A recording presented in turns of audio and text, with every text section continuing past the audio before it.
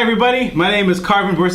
I'm a Somerville resident and a contributor at the Somerville Media Center. I'm joined today by Tiffany Vin of Collective Power, and we're going to be doing a quick interview to help you guys learn about how to find the 4 simple steps to win in 2019, because we all have goals, we all have resolutions that we want to achieve. So 2018 is coming to a close, it's coming to an end, it's finished. 2019 is on the horizon, and we want to help you guys be put to position yourselves to win. So, with Collective Power, Tiffany Vin, we're going to learn how to do so. Tiff, it's wonderful for you to be here. Thank you for having me, Carmen. I love the energy. I love it. That's the type of energy that we need going into 2019. Exactly. Start from high five. Bam. I love it. Awesome. So, Tiff, why don't we start with telling the audience about who you are, what Collective Power actually is, and we'll start from there. Yeah. Okay, so I am Tiff Vin. I am an executive coach at Collective Power, and I'm also the founder of Collective Power. And that experience comes from really coaching early entrepreneurs on how to do their business. So the vision of Collective Power is to be able to empower social enterprise entrepreneurs to really execute their goals. So there's a lot of great ideas out there, and there's a lot of people who will surely get to work.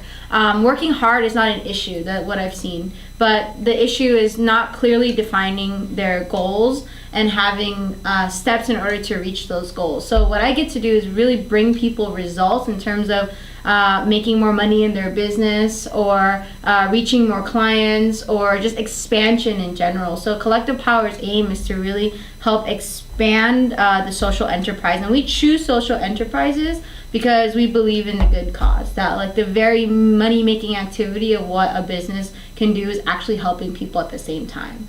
So not just the idea of charity, where like you make money in a company and then you give the money away, but the idea that how you're making the money actually makes an impact. So we believe in those people, and those are the people we're passionate about helping. Oh, I love that. Yeah. But can you go a little more about your story about how things got started? Okay, so Collective Power was started about a year ago. Wow. And we started on the same idea that we talked about, just about empowering the social entrepreneur. And the reason why I thought it was so important to be in this space to help coach and mentor some early entrepreneurs is because I saw so much potential, but the potential seemed locked in. It seemed locked in by, I don't have enough money, I don't have enough time, I don't have enough support, I don't have enough, of a network. Excuses go on and on and on. Yeah, but it's a real concern for people. So then what I get to do is I get to sit in front of them and really kind of shed all of these insecurities and all these reasons why people think that they can't make it. And so the Collective Power is really started on the belief that every person is born with a purpose, and we get bogged down by life. Our parents teach us, like they say no to us a bunch of times. Don't touch that, don't do this, don't jump off a building, don't go skydiving, don't do this. And those are real concerns. But life society shapes the kind of environment that we're in, and we're told that we can't do a lot of things. But I believe that people can do amazing things if they get to believe in themselves and really have clear, actionable steps to get there. Exactly. So it was really my way of also honing down on a particular type of person. That like entrepreneurship is hot right now, but eventually it's not going to be as hot. Right? There's going to be times where right now, like there's a lot of people who claim to be entrepreneurs, but are not really putting in the work. And the ones who are going to last are the ones who make tangible results, actually show that they can be of value in society. And I think that's going to be good. I think that like us learning about entrepreneurship as a society is good for mindset and growth. Personal growth is really big right now. So I'm not really capitalizing on the entrepreneurial space growing. I'm really honing down on separating who's real from who's not, and helping the people with the real passion and purpose, and helping really uncover all the other stuff that is in the way, and making sure that they're shining and they're glowing and they're really out there making a difference. Yeah, just like your what you said, you're trying to uncover local heroes. Yeah, yeah. I mean, it even says it on this shirt, by the way. Yeah. There's a collective power shirt that I got from Tiff. Yes. And I think what you're saying is right. Like the entrepreneurship is hot right now, but it can have ups and downs and waves. So it's basically you're riding a roller coaster. So, but I think to help those, whether you're doing personal or professional development, it's great to set goals, because if you don't have a vision for your future, I mean, what kind of future are you going to have in the end? I mean, like I was saying earlier, 2018 is a thing of the past right now. 2019 is coming. Are you excited? I'm stoked. The new year is so coming. Excited, yeah. And again, we want to help you guys to learn how to set your goals. So why don't we jump right into your wonderful steps here. 4 simple steps to win in 2019. Yeah. And wow, step 1, look at that. It says to think 2023. Yeah. Now what does that mean? So this, I think, is the number one problem with goal setting. So like Carven said, whether you're in a professional setting or you're an entrepreneur, this applies to everyone, not just entrepreneurs, right? So what I see when people are goal setting and doing like New Year's resolutions is that the goals are too short-sighted. They don't go far enough. And so when goals are short-sighted, it doesn't create kind of the passion that's needed to continue to do what it is you want to do. For example, I want to lose 10 pounds. That's a great goal, but how many people do you know have that goal going into a new year? That's like 99% of the entire world. Yeah, exactly. Really. It's one of the most common things people say. They want to lose some weight. Yep. And then, but you know, once you start going into that new year, you get that energy to start it, but then it just goes downhill. Yeah. And then when summer starts hitting, like, oh, I gotta get my summer body. Right. So you start going right back up the roller coaster again. Right. And you're always starting over. That's right. the problem, is that people continuously are starting over, and my challenge to them is not to start over, but to keep going. But having a longer term goal. So when I say think in 2023, what I mean was have the destination in mind. A lot of people, they didn't accomplish what they wanted to in 2018. They reset the same goals that they had in 2018 and 2019. What's the difference? There's going to be no difference in how you're going to accomplish it, because you're setting the exact same goal. So what people are doing is they're thinking in the past. And they say, I set a goal to lose 10 pounds in 2018. I didn't accomplish it. I'm going to reset that goal.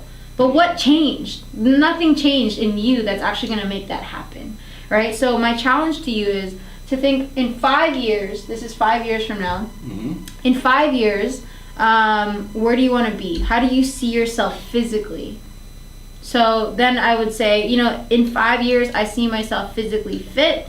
I want to wear a size 6. I want to be strong enough to do pull-ups, and like some really tangible stuff, but having a vision of what your body looks like in 5 years, and then working backwards from that and saying, where am I now, and how can I work backwards from 5 years, and 1 year, in 4 years, where do I have to be, in 3 years, where do I have to be, 2 years and 1 year, and then 6 months, 3 months, and then in a month, and in 2 weeks. And so really having these milestones that you're reaching. And the reason why that's powerful is because you're working from the future tense, what's possible. When we think about what we didn't do in the past, we're already starting from a failing standpoint, which is very discouraging. So the reason why people fail mostly is because the short-sightedness and thinking compared with thinking in the past creates a system, an environment of failing already. You already started off on the wrong foot. Wow, it's a cycle, yeah. It's a cycle. So then what you want to do is create a whole new opportunity for yourself. People would rather do something new than do something that they already failed at. If you already failed at losing 10 pounds, don't set that goal again, right? Think about something else. Why is it, and which goes into the next one, defining the details. So what did you think about, the number one? Number one, I think it's a wonderful thing, because like you said, people can make short-term goals, but if they don't achieve it, it's automatically, you know what, I quit, I'm not going to even bother anymore.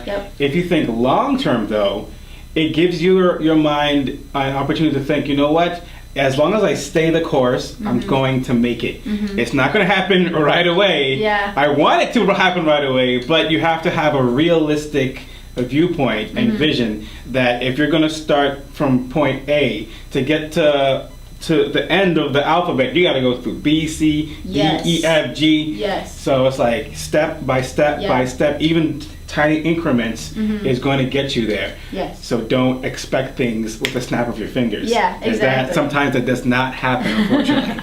I mean, I would never love happens I like would love that. if I could just do this to this right away with just like snap of my fingers, but unfortunately, or I want to say unfortunately, but I would say it's a good thing because another friend had told me that if you take the elevator, you're gonna miss all the steps, All the beauty. that takes you to your destination. Yeah. So it's actually a wonderful thing that you take it step by step because you're learning as you go, you're experiencing as you go, Yes. and you get to appreciate what it took to get there. Right. I mean, just if you want to just go from 0 to 60 in 2 seconds flat, you're gonna miss the entire view. Yeah. Yeah. So it's like, It's also the idea of like the lottery mindset, where like a lot of people who win the lottery don't actually keep their money; they go bankrupt. Oh. Like that's a real statistic. That And does the happen. reason why is because they didn't actually grow into the person that is the person who has all the money, right? So if they're not yet a millionaire and they were given $1 million, the mindset is still less than $1 million. So what they do with their money is different from what a millionaire who grew the $1 million would do with their money. So same thing about losing weight. If you lost weight overnight, that wouldn't change the habits, the practices, the mindset, the happiness that you could have. And the human basic need is growth and accomplishment. And growth is like basically why we do anything in life. And when we're not growing, we're really, really sad and depressed. And so if you went from A to Z, you skipped everything, you still wouldn't be happy even if you had an amazing body. Because you skipped the growth part, the part where you learned. And we constantly have to be learning. So I love that. And next, you kind of covered this in what you said was defining the details and having that A, B, C, D, E, F, G all the way to Z. The little details. And so when I say little defined details, I really mean so definite that you know exactly what the next step is. So if in 2023, my goal is to run a marathon, I want to run the Boston Marathon in 2023. Let's say that's one of my goals as an example. Well, then I have to know how many miles is a marathon? That's 26.7. 26.7 miles. So then I have a measurable goal. And so that's definite. So now I have like 20, how much was it? 26? 26.7 miles. Here. So that I know, that's a detail that I know that if I do that, I have accomplished it. And this is in 5 years, right? So in order to start training for this, where do I need to be in 4 years? How much should I be running in 4 years? So I wouldn't want you to do the math off the top of your head, but you see how you can break that down? Oh, that is key right there, breaking it down. Breaking it down. Because now you can think, what can I do every month? What can I do every week? What can I do every day? Yeah. What should I be doing every second? So it's like, if you want to run this marathon within 5 years, you got to think back to the tiny details. Yes. Every day, I'm going to eat right. I'm going to do at least 30 minutes of exercise. I'm going to hit that ground running outside and do at least a mile or two around the Charles River or where have you. Go jogging, and you're building yourself up. That way, they can easily reach that 26.7 miles. Yes. Because if you don't start with the first couple steps, I mean, you're already failing right there. Yeah, exactly. But at least we'll know what is failing and what is succeeding. So a lot of people will set a goal from, I don't know if the camera can see this, but they'll set a goal from this point right here, and then let's say they want to run a marathon, and they're like, I need to be able to run this many miles. But my challenge to you is that there are all these obstacles. There's time. I don't have time to run that much. They look at this and go, that's so big. That's such a big number. I haven't even run a mile yet successfully, right, in a long time. So how am I going to get here? So they're actually pretty sad. This is a sad person. Wait, let's get a view of this push over. Yeah, there you go. Look at it. It looks like more like a mustache now. Yeah. So there's like no time or no experience. I lack experience in running, so I'm not going to do that. No time, no experience. What are other objections that people might have when they're looking at, the daunting 26.7 miles? Oh my goodness, there could be all kinds of excuses. Weather conditions. Weather conditions. I don't have the right shoes. No, not the right shoes. I'm too tired. I'm working all the time. Yeah, exactly. Work. So these are all the obstacles that you see when you look at a goal from this point of view. Mm-hmm. My challenge to people is to look at the goal from the marathon backwards. So if I were to run a marathon and it's 26.7 miles, instead of looking at that 26.7 miles, I say, okay, if I do that in 5 years, in the 4th year, I want to be able to run 20 miles. So now you're going from the top down. Yeah. And then in 3 years, I want to be able to run 15 miles at a time. And then in 2 years, see where I'm going here? Yeah. I want to be able to run 10 miles at a time. In 1 year, 5 miles. And then in 6 months, 2.5 miles. Right. So breaking it down to small little details, defined details. Yes. Defined little increments so that way you can reach that 26.7 miles. And or whatever goal you're asking for. If I see 2.5 miles, how much more achievable is that than the 26.7 to you? How much more achievable is that?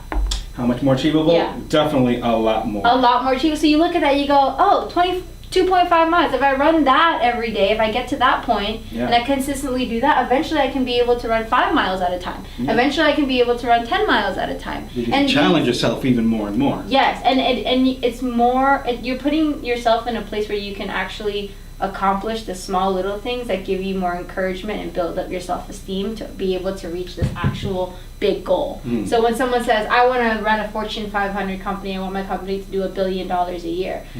You look at that, you're like, oh my God, $1 billion, like what am I going to do that? But what if you say, what if I start with one sale? One sale. Yeah. Right? And one sale leads to 2, and then 5. It's easier to get to one sale than it is to get to $1 billion. But when you get the one, you have now more self-esteem, more confidence to be like, I can do $1 billion. Yeah. That makes sense. So now that we thought about our goal, we defined the details of how we're going to get to the goal. Yeah. Let's go to step 3. I'm not even done with this part yet. You're not even done yet. Because when I say details, I'm not even joking about the details. When I say, okay, now I have to start running 1 mile. I broke down my goal all the way up to 1 mile. What do I have to do in order to go for a run? You literally have to think about that far. So what do you have to do to go for a run? Get up on time. Get up. That's 1. Get dressed. Get dressed. And what kind of clothes am I wearing? Shorts and sneakers. Shorts. So do I know what pair of shorts I'm wearing every day? My favorite kind, I hope. Favorite, right? So I'm going to wear that blue pair of shorts to go running. You designate the shorts because here's the thing. When you get up, you don't want to go running. It's your goal, but you actually don't want to do it. Right. So when you wake up and you don't have your clothes prepared, what happens? That's one more thing that you actually have to think about. So actually humans are assigned so many amount of decisions in a day before they have brain fatigue. And they get tired. And they start making poorer decisions as their brain gets more fatigued over time. So the less decisions you have to make about your goal, the more likely you are going to achieve it. So that's how we get to plan out, okay, I'm going to wear this pair of shorts, and I'm going to wear this pair of shoes. What else do you have to do in order to go for a run? Hydrate myself before I go. Make sure I get maybe a little meal. So something small to eat, nourish, or something like that. What else? Is there anything else blocking you now from going for a run if you were to accomplish this? Not really. No. I think the last thing is to maybe set my route so I know exactly where I'm going to go. Awesome. So the night before the run, or even in your plan, in your coaching plan, or your life plan, or whatever you have, is actually defining what time am I going to get up? Is there anything that's getting in the way of that? What am I going to wear? Is that already laid out? So I keep my clothes, actually I do my clothes at night and I keep them in its own pile, and in the morning I don't have to think about it. Is my bottle already filled before I go to bed? Because in the morning you don't want to do this stuff because it discourages you. You say, oh, I don't have time. I don't have time to do that. So is my food already out? Is my protein shake or whatever else I'm having before I go, is it already set and mixed and made? And do I have my route set out? This is so important. This is what we're doing. We're setting our route. Yeah. So this is what we're doing, is we're setting our route. So now that I have all of this done, how likely on a scale of 1 to 10 do you think I'm going to actually accomplish the run for the day? Wow, it's a lot higher now. It started off being a 1, and now it's up to 10. Up to 10, because nothing's in the way. There are no obstacles now. Yeah. And it seems like a lot of this is just being prepared. Yes, being prepared. Being prepared. But because we think we know the details, we don't do this. And that's why we don't accomplish what we set out to do. It's all in the details. I firmly believe how you do one thing is how you do everything in life. Wow. So if you can do this, that means when you run your business, how prepared are you going to be when you run your business? And what details do you have worked out already to remove all the obstacles that are there to for you to accomplish your goal? So that's defining details. That's defining details. And I want to run into number 3, request accountability. Yes. So I'm going to take a guess at this, that you want to find people who want to push you forward, who want to call you every day. So, have you started working on those goals yet? Yeah.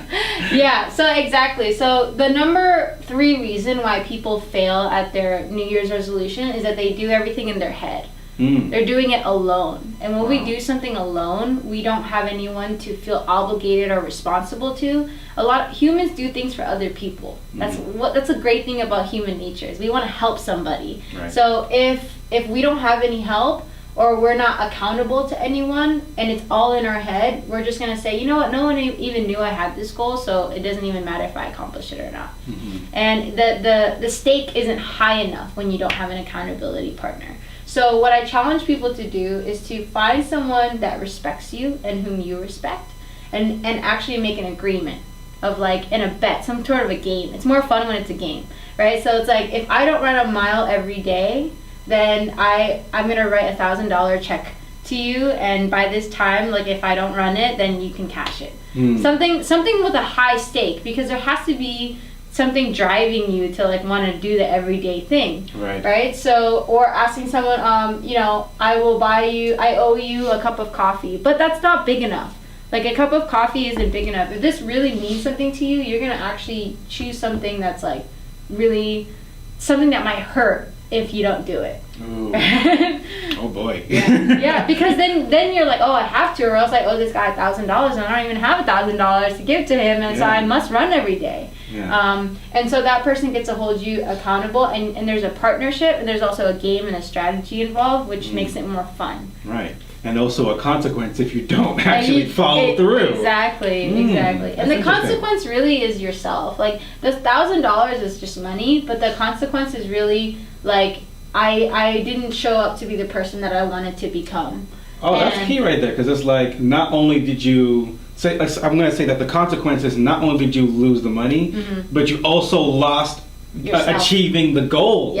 That you set out. So it's like a double whammy right there. Yeah, exactly. So requesting accountability, I think, is one of the most important things on this list as well.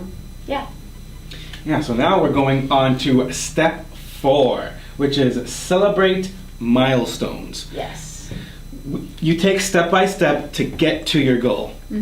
It's important to celebrate these milestones, because it's going to drive you forward. It's going to keep on encouraging you, inspiring you to keep on going after your goals. Because some goals that you may set, it may take a while. I mean, step 1 already is you got to think long term. So to keep that engine going, what is it that you need to do is celebrate those small victories. That's what I think. How I interpret celebrate milestones. But can you tell me what you're... correct. Yes. So celebrating milestones and encouragement, like what you said, everything you said was totally right, because the number 1 reasons why entrepreneurs fail, or people fail at New Year's resolutions or anything that they set out to do, is rejection, no, and failing too soon, and not celebrating and getting exhausted. It's like burnout.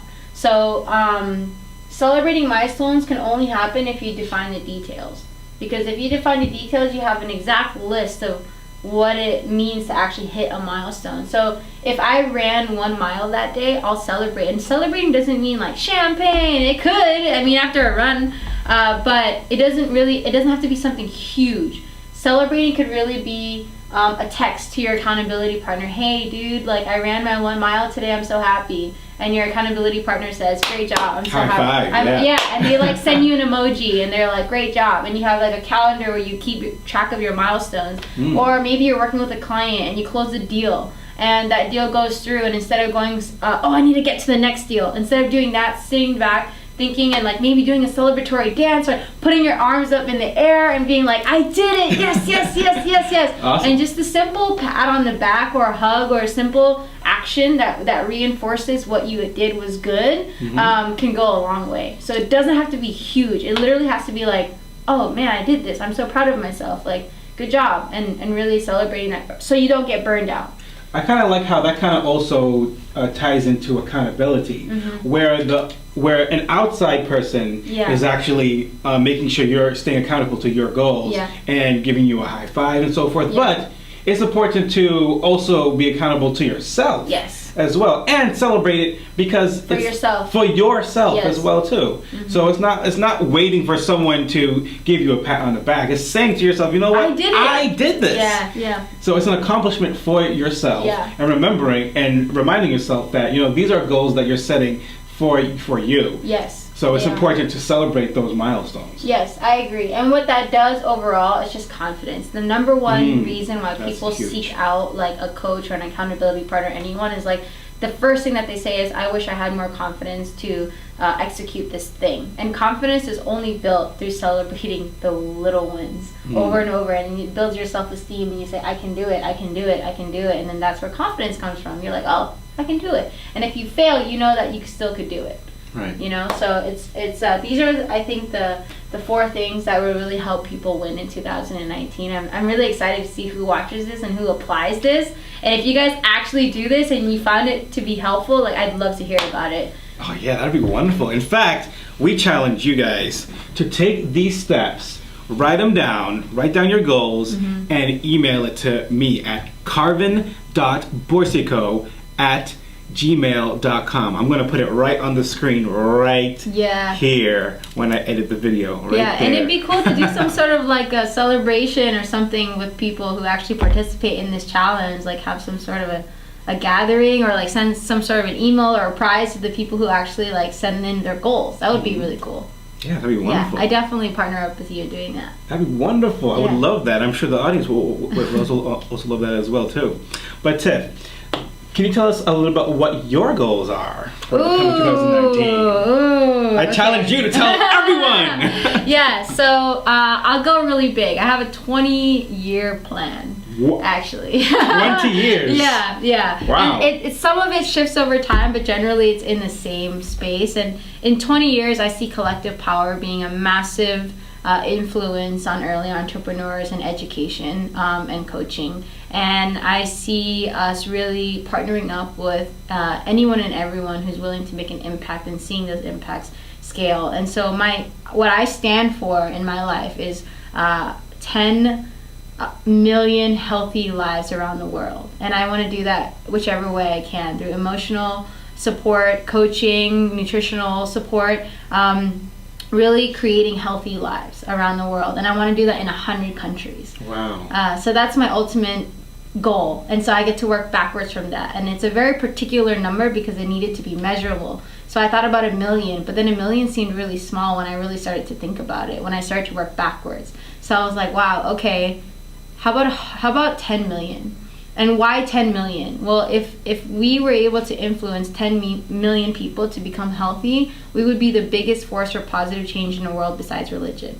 Wow. And that's a reason. A powerful statement. It is. And so I thought, wow, that really drives me. And the reason is because I believe that the only thing that holds us back and kind of creates differences and polarizations, especially in our political climate today, is really the lack of compassion and understanding for ourselves.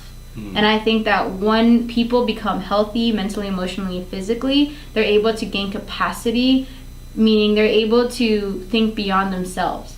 And when you feel good and you look good and you're in a good emotional state, you can see past what's happening in you, and you can go and help somebody else.